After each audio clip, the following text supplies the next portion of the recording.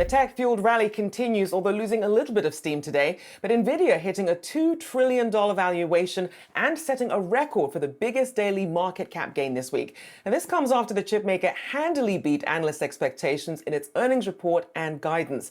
Markets riding high on Nvidia's win, but the rally might need broader participation to survive.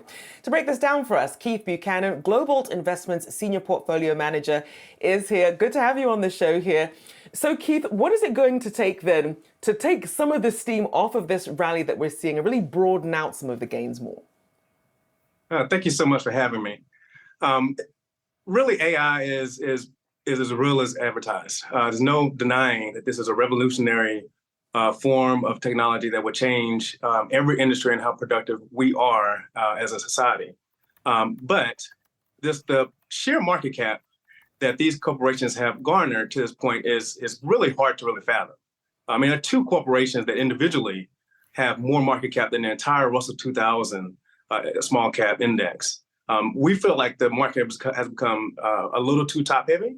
We've enjoyed some of the gains of the Mag 7, so to speak.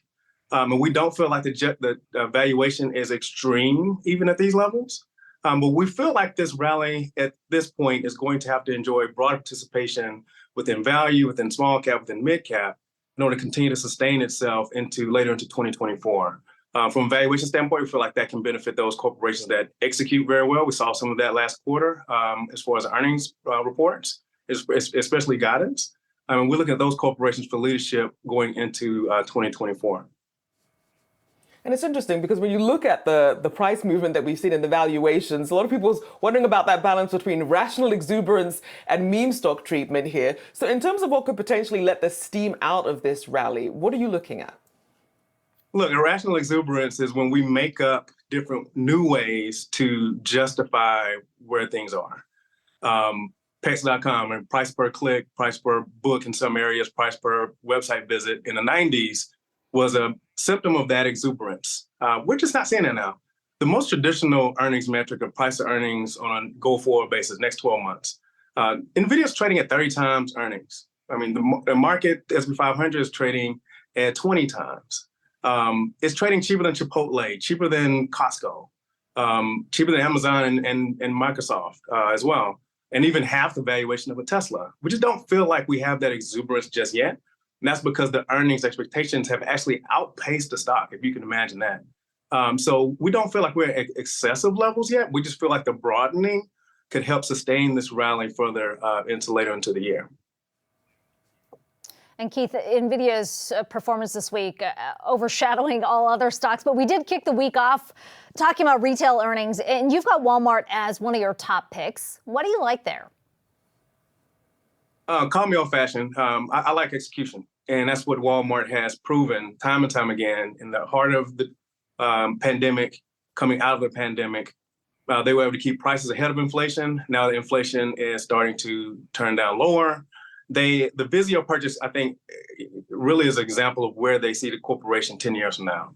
Walmart is going through an Amazonification, if you will, of their business as they're seeking different avenues to push advertising to online customers.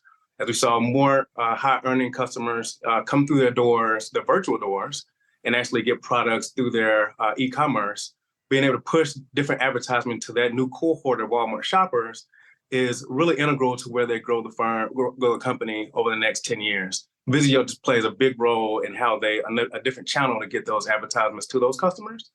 We like the way that Walmart is executing going into a future Walmart that could look a lot more like Amazon than Walmart of the past. And Keith, I have to ask you about Eli Lilly. You called it the AI of healthcare. Give us your base case for that and what you're looking at. Sure. If AI has a promise to make our entire society more productive, and Nvidia has the best products that will lead that charge, I think the similar case can be made for Lilly as we approach how obesity affects their patient base, which is the entire U.S. and world population. Zepbound is a product that we feel like will be the flag bearer for those weight loss drugs going forward. Lilly has pushed this drug, and it's been really efficacious on a level that we just haven't seen with the other classes of drugs. They have to approach the payers and make them willing and able to get these products to their patients. We feel like that's a bridge that will be crossed as the payers have too much to lose in keeping these products from those patients that desperately need them. We already know how obesity affects the human body over time. It causes much more damage than this would cost. So the cost-benefit equation will be reimagined over the coming years. And we feel like Lilly is in perfect position to take advantage of that.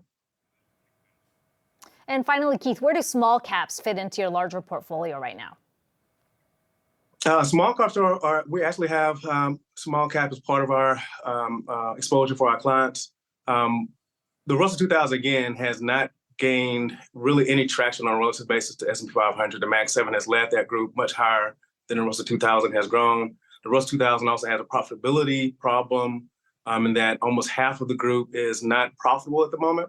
So we feel like opportunities can be found in that profitable segment of the Russell 2000 as that, again, as we mentioned in the previous few minutes, as that performance spreads out among not just the top 7 corporations, but those that offer promise, offer story, offer earnings and cash flow growth across market cap.